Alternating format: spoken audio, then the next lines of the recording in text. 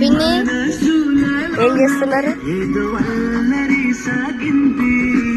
కథ వింటావా ప్రేమ కథ ఒకటుంది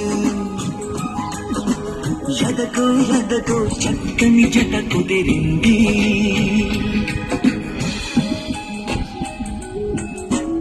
ఏ డాన్స్ ఏం కాదు మామయ్య చేస్తున్నాడు వీడియో అటు.